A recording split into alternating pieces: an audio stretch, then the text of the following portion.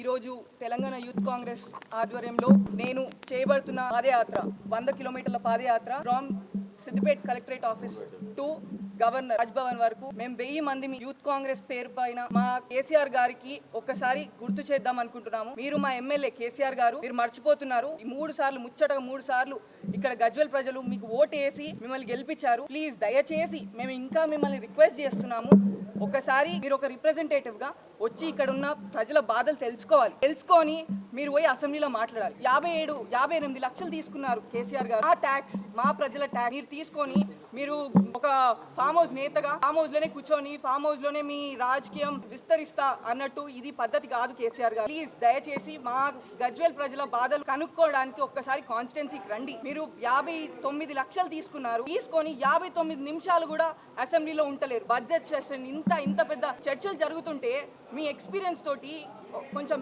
Help చేసి ఇంకా మన ప్రజలని, మన తెలంగాణని ముందకు తీసుకుపోవడానికి చూడాలి. కానీ మీ సహకారము అసలు మీరు స్పందించట్లేరు, అసలు ఏం చేస్తలేరు. అసలు మాకు ఒక ఎమ్మెల్యే ఉండా లేదా అనే విధంగా మా ప్రజలు ఉన్నారు.